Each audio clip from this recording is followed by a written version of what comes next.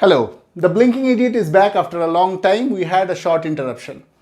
Now, today I'm going to tell you a story about a lady who went to a railway station with a banner in her hand saying that donate blood, I want to save my brother. Now, you might be amazed, right? Who goes to a railway station to seek blood? You go to a blood bank, you go to hospitals, but who goes to a railway station? That got me thinking, and then that got me reading as well. We are talking about a rare blood group today, which is called the Bombay blood group. Interesting thing is, as in this Bombay blood group does not fall in this ABO type of blood that is generally available in the blood banks. Typically, the statistics are like only in a million, 4 people globally carry this Bombay blood. In India, and why it is called Bombay blood, we'll come to it a little later. In and around Bombay and in subcontinent India, as in India, Bangladesh and Pakistan, the ratio is a little better. 1 in 10,000 people have Bombay blood. Globally, it is 4 in a million. In Europe, it is 1 in 10 million. 1 in a million or 1 in 10 million. Now, what exactly is a Bombay blood? Typically, blood has 2 components. Red blood cells. These are the red blood cells which are floating in plasma.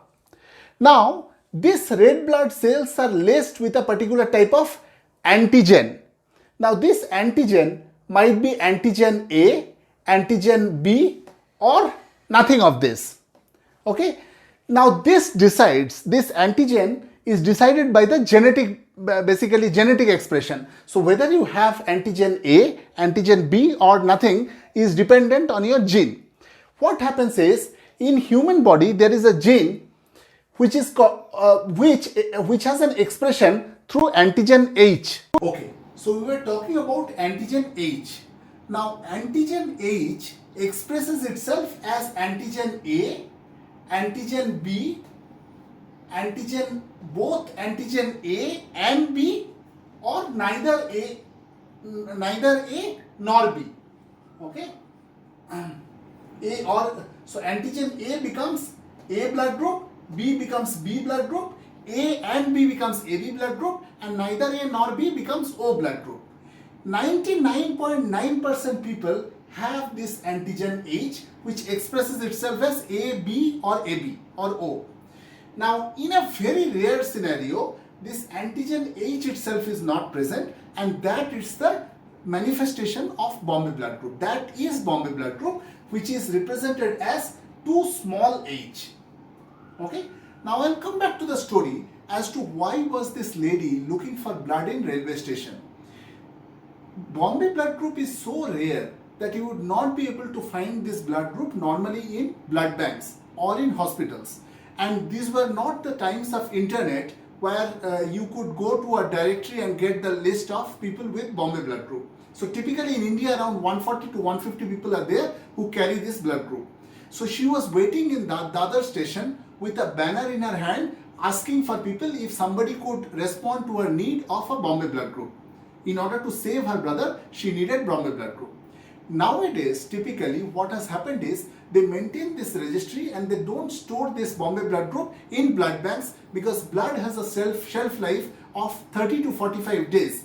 Beyond that, blood gets destroyed. They do not want to waste this Bombay blood. So typically they maintain a registry. Whenever you need Bombay blood, you go to the blood bank, they will contact somebody here and then transport the blood through an aeroplane or something. Sometimes in Sri Lanka, a scenario has happened where nobody in Sri Lanka had this Bombay blood group. So NGOs from India had to ship this blood through airplane. Now, the question you might be thinking as to why is this called Bombay blood group and why is Bombay blood a little more prevalent in the Indian subcontinent. Reason is because of a very interesting thing. In India, in some of the social tribes, you have consanguinity in marriages, which means that you marry within families. Now, suppose, let us say, the expression of gene H is represented by H. Those who have understanding of genetics will be able to understand this better.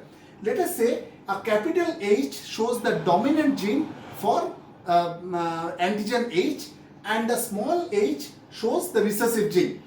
Now suppose if you marry within a family, now in most cases it is two capital H. In a rare scenario, it will become a capital H and a small h. Okay, you have the dominant gene, but still you have the recessive gene. If you marry within a family, so HH marries a H and small h.